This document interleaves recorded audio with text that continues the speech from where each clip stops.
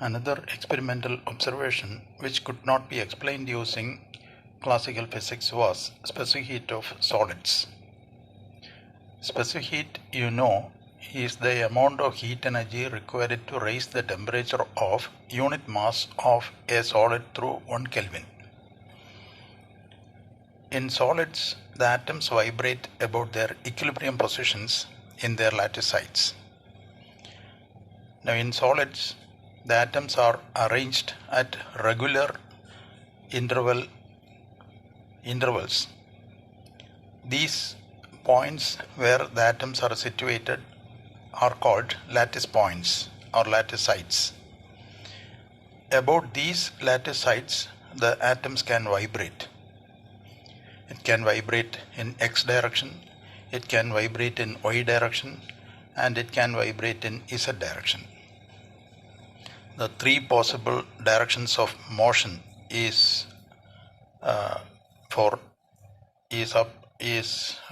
by atoms. According to law of equipartition of energy, the average energy of a simple harmonic oscillator is kT, where K is the Boltzmann constant and T the absolute temperature. You have studied equipartition of energy, law of equipartition of energy in +1. For each mode of energy, the energy carried by a particle is half kT. Now, for a simple harmonic oscillator, the particle can vibrate in to and fro direction, and it possesses two types of energies, kinetic energy and potential energy.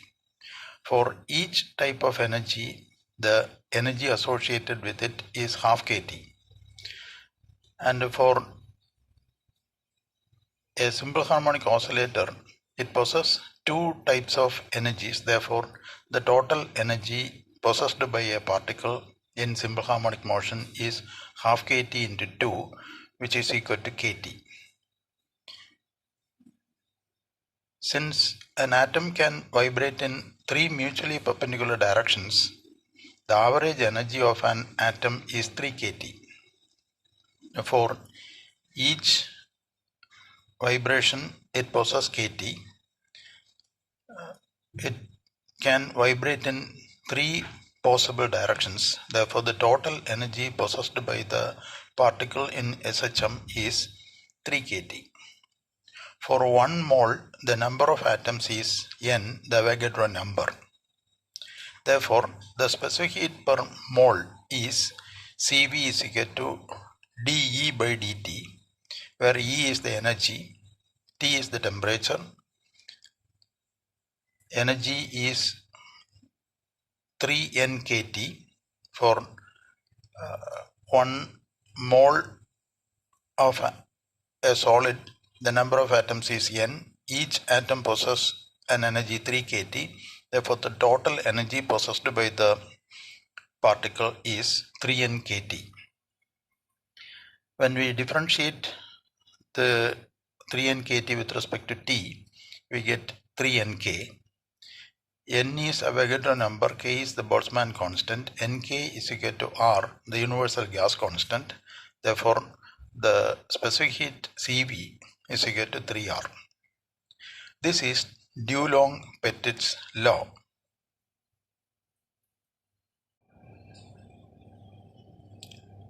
At ordinary temperatures, solids generally obey this law, which is based on classical physics. The relation for specific heat Cv is equal to 3R was on the basis of classical physics, and most of the solids obey this relation at ordinary temperatures. However, when the temperature is lowered, the specific heat decreases and goes to 0 at T is equal to 0 Kelvin.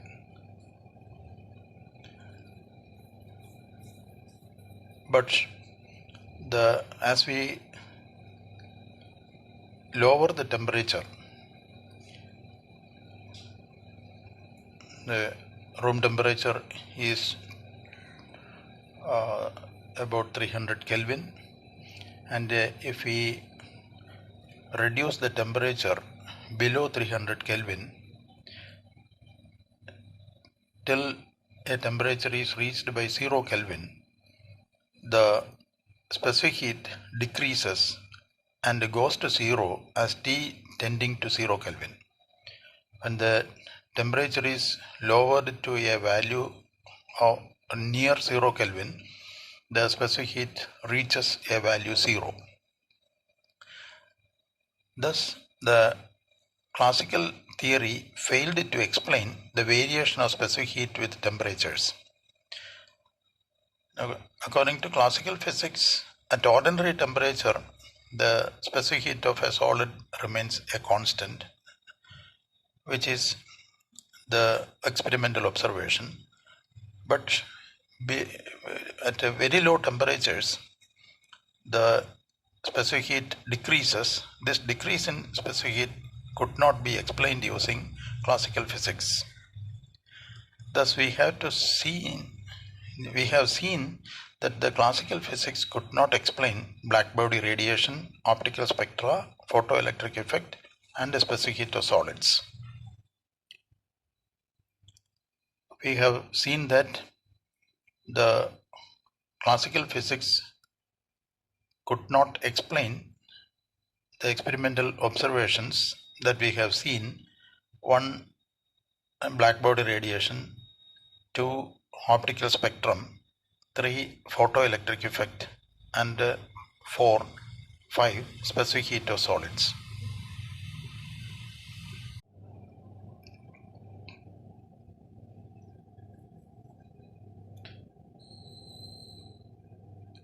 Next we shall discuss Planck's quantum hypothesis.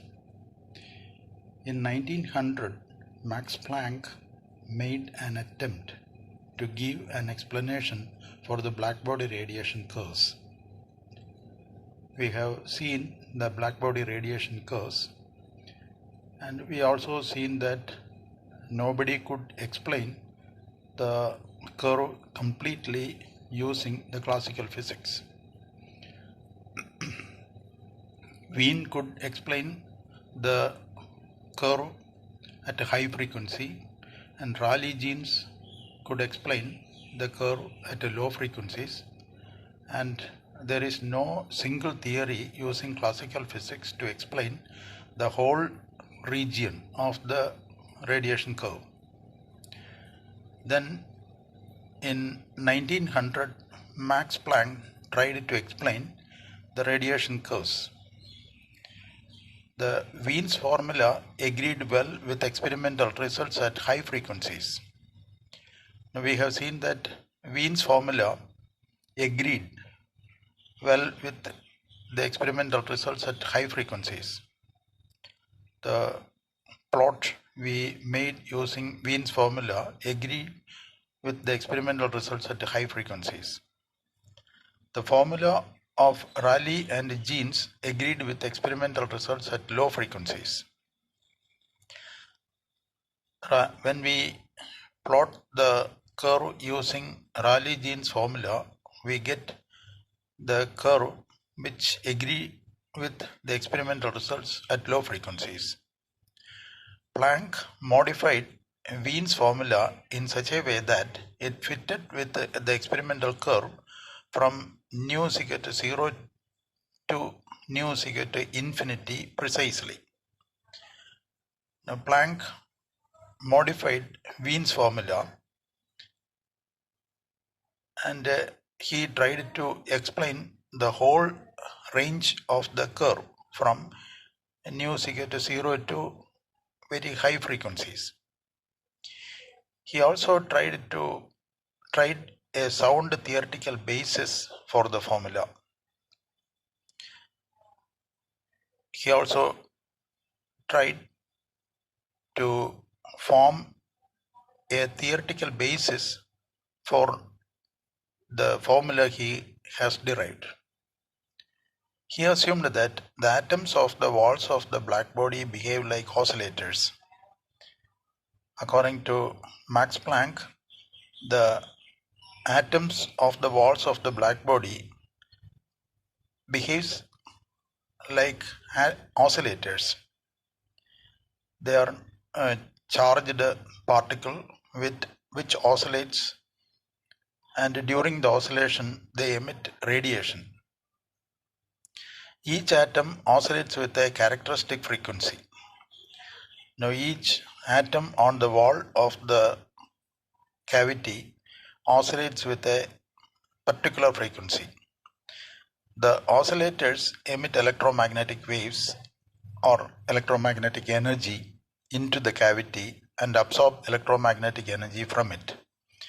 Now, when the charged particle oscillates, it emits electromagnetic radiation, and these radiation will be absorbed by the wall of the cavity.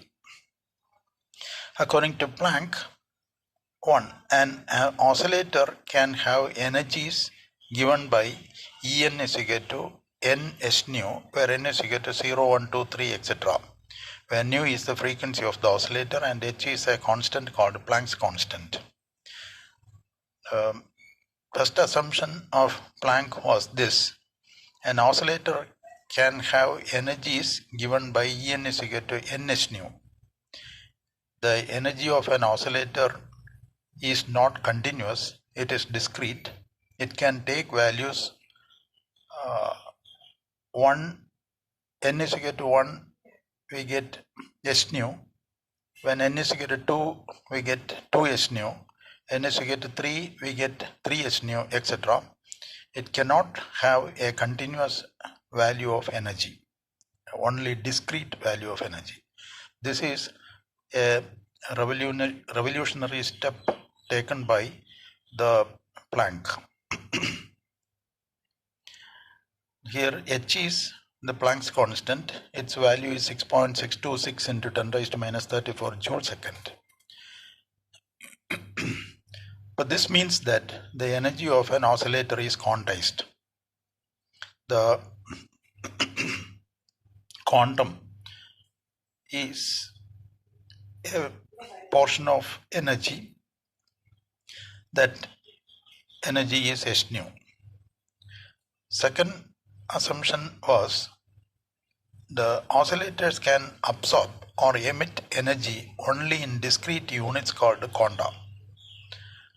As oscillator can emit energy and it can also absorb energy, but this absorption and emission takes place in discrete units which are called quanta. The energy change delta En is equal to delta n into s nu is equal to s nu. Delta n can take values 1, 2, 3, etc. An oscillator in a quantized state neither emits nor absorbs energy. Now, if the oscillator is in the quantized state, neither emits nor absorbs energy. It neither emits energy or absorbs energy.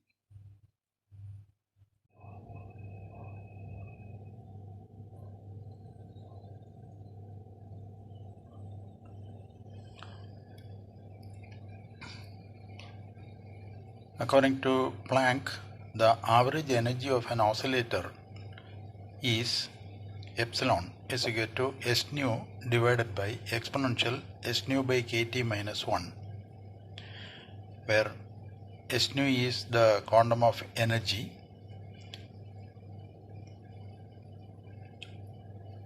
and the oscillator possesses an average energy which is equal to s nu divided by exponential s nu by kt minus 1.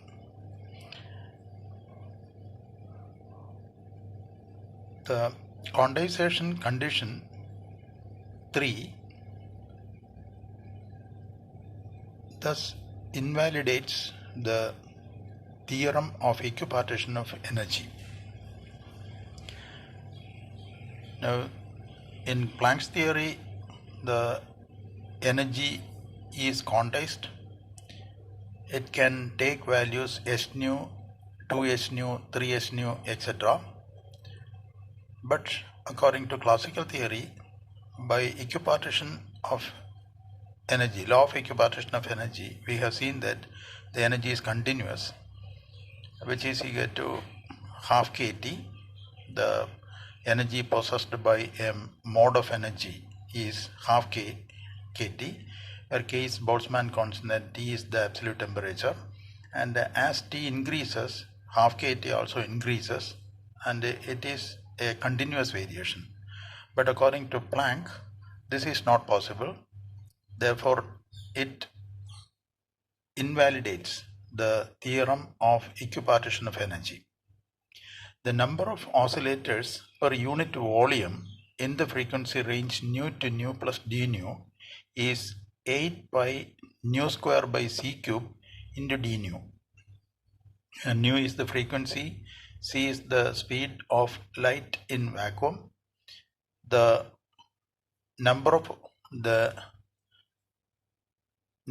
oscillators per unit volume in the frequency range nu to nu plus d nu is 8 pi nu square divided by c cube into d nu. This is the number of oscillators on the walls of the cavity per unit volume. Thus, the spectral energy density u nu d nu is given by u nu d nu is equal to 8 pi s nu cube divided by c cube into d nu divided by exponential s nu by kt minus 1. The average energy possessed by an oscillator is s nu by exponential s nu by kt minus 1, and the number of oscillators in the unit volume of the cavity is 8 pi s nu square by c cube into d nu. When we multiply this by this, we get this relation 8 pi s nu cube divided by c cube into d nu divided by exponential s nu by kt minus 1. This is the Planck's radiation formula. And using this formula, we can explain the whole region of the blackbody radiation spectrum. Now this we shall see. At a high frequency, S nu is very much greater than kT. K Boltzmann constant, T absolute temperature, S nu, which is the energy, quantum of energy, which is very much greater than kT. In that case, e raised to s nu by kt tends to infinity.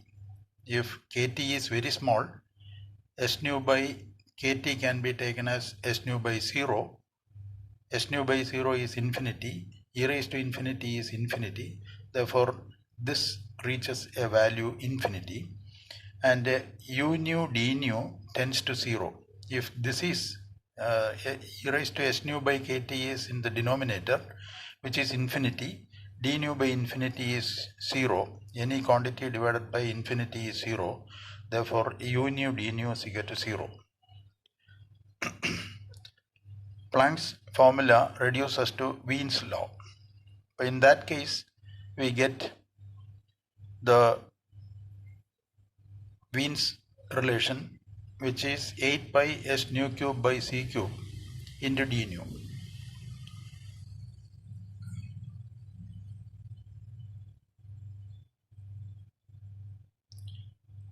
At low frequencies, s nu is very much less than kT, and in that case, e raised to s nu by kt is e raised to 0, which is approximately equal to 1 plus s nu by kt. S nu by kt is very small. When exponential e raised to x is very small, if x is very small, e raised to x is equal to 1 plus x. Therefore, e raised to s nu by kt is approximately equal to 1 plus s nu by kt. Then u nu d nu is equal to 8 pi s nu cube divided by c cube into d nu divided by 1 plus s nu by kt. That is, exponential s nu by kt can be taken as 1 plus s nu by kt. That we have substituted here. This one gets cancelled. We get s nu by kt.